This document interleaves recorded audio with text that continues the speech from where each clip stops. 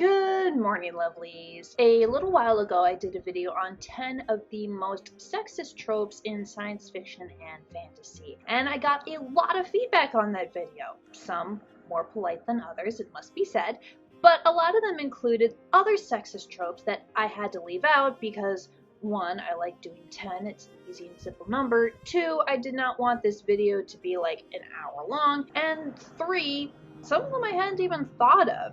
And that really kind of annoyed me. So I decided to do a second video featuring some of the many suggestions that you guys gave me. Which means, technically, you guys wrote the script for this video. Thank you for that. If you haven't seen the first video yet, don't fret. I'll link it at the end of this video. Also, it's summer here in the Midwest. It has been hot as balls, so we got a brand new water bottle. It's in the merch store. It does a really great job of keeping your beverages nice and cold. I banged mine up a little bit at work the other day because I carry mine with me everywhere. It actually does a really good job. Get yours at the merch store. It's linked in the description. Stay hydrated, y'all. On to the sexist, horrible, just nails on chalkboard tropes that drive me up a wall. Number 1, every woman is beautiful, gorgeous, and sexy, unless they're evil.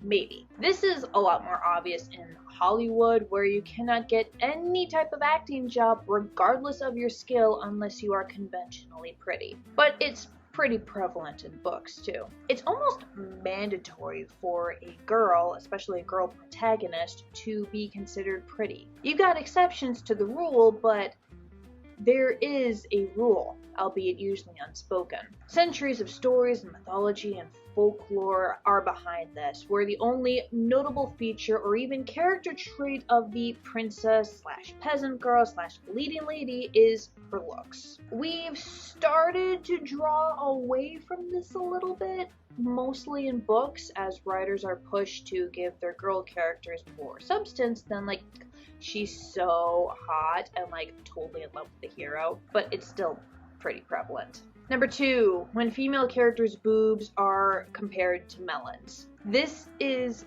purely a book thing. You've probably seen examples of this in those hilarious men writing women badly memes, but this particular writing trope is the most prevalent. All the boobs of all the major female characters, even those who are just side characters, are compared to fruit. Her breasts were the size of watermelons, almost spilling out of her dress. Her breasts shamed the cantaloupe with their round and full figures. Her breasts were like apples, crisp and sharp.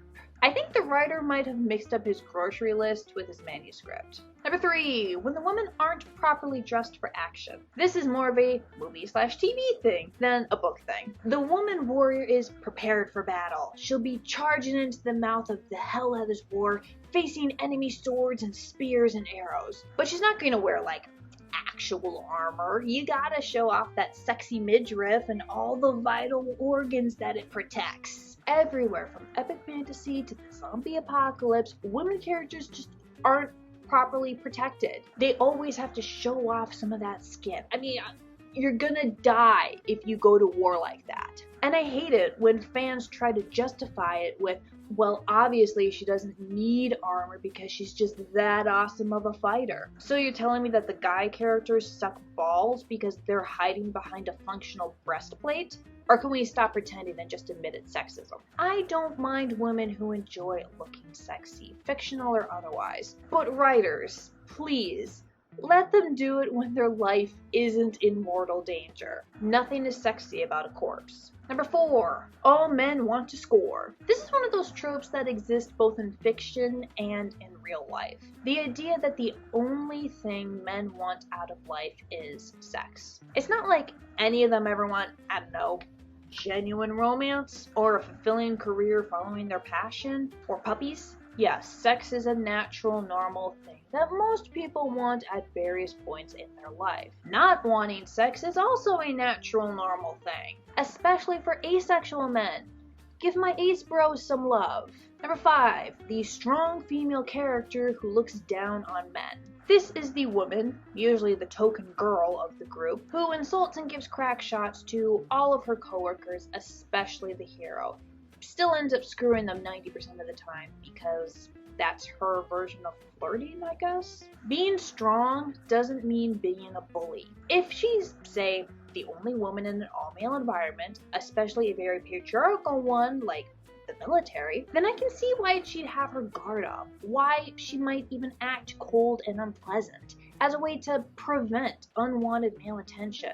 Hell, I did that. I have worked in various all-male environments before, and you gotta be careful sometimes. Like, if you act too friendly or even just show a genuine, polite interest in your coworkers, they can and will misinterpret that as flirting, even if you're not interested in them in that way. So a cold, professional veneer is often the safer option. But there is a difference between being coldly professional and being an actual bitch. I haven't seen these kinds of characters in male fantasies where she's just mean to him because she likes him, and if he pursues her hard enough to actually sleep with her, then she'll be nicer to him. It's sort of a gender swap of the traditional pigtail pulling we're taught in elementary school. And there are two things with that. Number one, people who decide that physically or emotionally hurting the people that they are attracted to need some serious therapy, or they end up as abusers. Number two, this is another example of the lesson of endless pursuit that we teach boys and men. When a girl, pleasantly or otherwise, turns them down, do we tell the boys to respect her wishes, have a little cry, and then move on? No, we tell them, keep at it, son, she'll turn around eventually. It's gross and it's creepy, and I hate seeing it in fiction. Number 6, all women want kids. And if they don't, something's wrong with them. This is called baby fever. Some women do legitimately want children, and I appreciate that. That is the reason most of us are here. But not all women. And when all women of a particular story get baby fever, it gets old real fast. The women who don't want children are either villains, or more often, their character arc revolves around them changing their mind. Because women are incomplete until they've squeezed a person out of their vagina. Who wouldn't want to do that? Me, I don't ever want to do that. Never have. Another part of this trope is that it's always biological children that the woman wants. And if the conflict of her story is that she cannot bear biological children for whatever reason, does it never occur to her to adopt? I get that losing a biological function of your body can have some psychological repercussions, but it is not the end of the world. There's this idea in the real world that adopted children aren't really your children, and that they're second best to your actual children who are biologically descended from you. It's a load of horseshit that this trope perpetuates. Number 7, the helpless / useless / overly emotional / idiot woman. It usually overlaps with the dumb damsel, which I mentioned in my worst character tropes video. Basically, the woman is just a big bowl of tears and bad decisions. Makes you wonder what the hell she's even doing in this action-adventure flick. Of course, you never see this in a guy. He gets to be the smart one. Number 8, the token girl. I've been asked to do a video just on the smurfette principle, and I will later.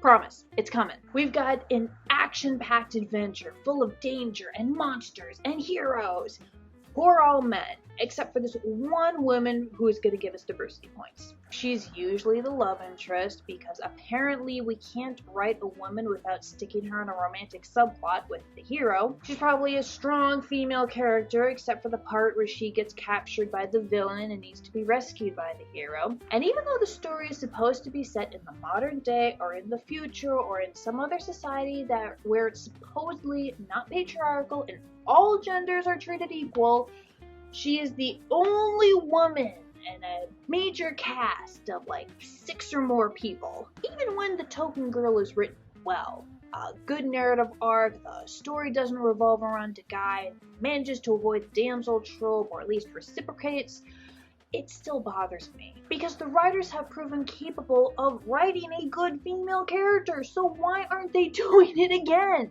Number 9. When the woman is written as a victim just to prove a point. This is usually the dumb/oblivious girl who is victimized beyond reason just to prove how crappy the world or the villain is. It's kind of like the woman in the refrigerator trope, in that who this character is in life doesn't matter nearly as much as the impact her suffering has on the plot. Write women victims if you want. Some of the best narrative arcs include characters being horribly treated until they triumph in the end. But most of the time this happens, half of the stuff that happens to the woman is completely unnecessary. Or worse, the story will have the man avenge her rather than letting her do it herself. Number 10. Too pure for this sinful world. Basically, writing the woman as a complete saint who can do no wrong and, depending on the story, winds up dead. In fiction and in real life, we have this tendency to view women as one of two ways, either perfect or villainous. We are starting to turn away from that, letting women characters be more complex and nuanced. But we still get holdovers like this, and it's really annoying. First of all, it's unrealistic. Second of all, it's always the woman who is too pure and not a man.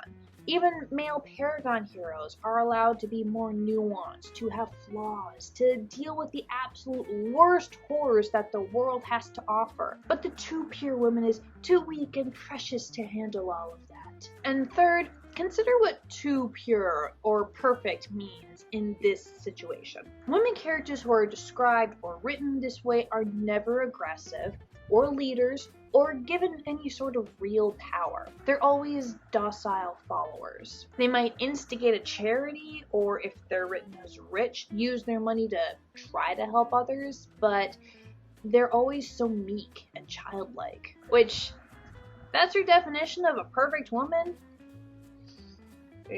Either write an actual child to represent the purity and innocence that your heroes are trying to protect, or write a more nuanced woman character who is compassionate and mostly a good person. I guarantee you it's going to be a lot more interesting. Those are 10 sexist tropes in science fiction and fantasy. If you missed the first video, be sure to watch it here. Make sure you like and subscribe, and I will see you next time. Bye, lovelies!